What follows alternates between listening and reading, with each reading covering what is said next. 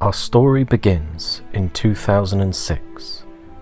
I had just turned 11, and my friends were telling me about a cool new game you could play on your computer, for free, with swords and magic and fantasy. And what's more, one we could play together online. I soon managed to try it, and my young heart was filled with awe almost immediately. My parents soon agreed to pay for membership, and I was drawn in even more to Runescape.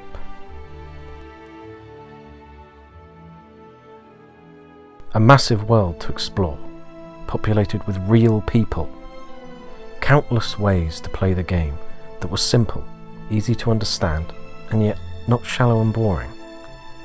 23 skills to train that all contributed something to the experience. Slaying monsters with combat, casting spells with magic, making my own weapons, armour and tools to use or sell with crafting, smithing and fletching, going to parties at houses made with construction, and so much more. Over 100 quests, many with interesting storylines, with its own special brand of British humour giving it its unique character. A massive world with so many places to go and discover, from desert and tundra to swamp and city, all with unusually good music for MIDI format. And then a thriving community you could talk with, trade with, even kill in the wilderness, and play minigames with. My favourite memory is that of castle walls, standing in such genuine awe at those using ice barrage off the walls that to this day I feel tingles and goosebumps at the sound. It only got better from there. New quests all the time, new skills, new minigames, and graphical updates in 2008 and 2010 only deepened my immersion and ushered in what many still consider to be the golden age of RuneScape.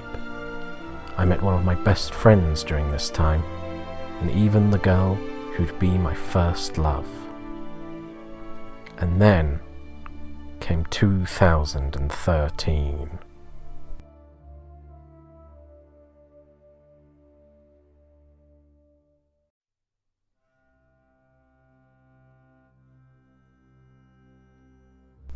The interface changed all at once and was incomprehensible. The combat changed from the simple one I was used to a complex one that seemed out of place. While the graphical updates were nice, the remastered music felt weak compared to the originals, and the game that was once filled with nostalgia was beginning to look completely unrecognisable. Everyone was leaving. Everyone I knew at the time, many who had played for almost 10 years. And the final nail in the coffin? Microtransactions. They took more and more of a role in the game. Amidst it all, I chose to follow them and quit the game. I came back only a few times, only briefly, usually for a world event. For me, the game was ruined. But then, I stumbled upon the RuneScape wiki. As I read through the articles about quests and lore, I discovered how the gods had been real all along, and was fascinated by the new stories coming out of the game since 2013. I would read for hours at a time, gripped by it all. But eventually, I wanted to see it for myself. I wanted to experience RuneScape, and not just what I'd done when I was younger. All of it. And the friend I had made on the game agreed to join me. And what we found was better than expected.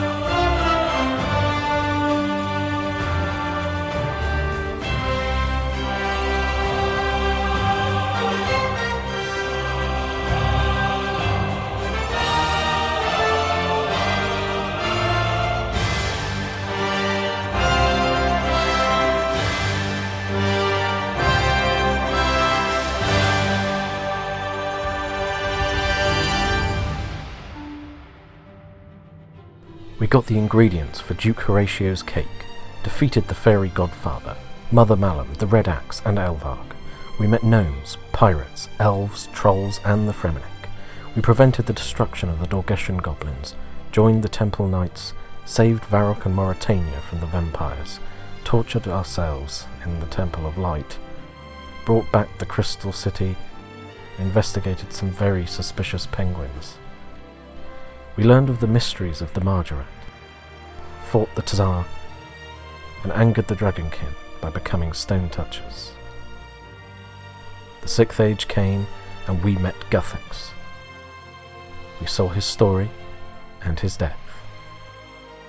We met other gods, revived others, and learned of the threat of their elders. And after all that, I have decided RuneScape has not been ruined at all. It's massively flawed for sure, but it just needs a bit of fixing.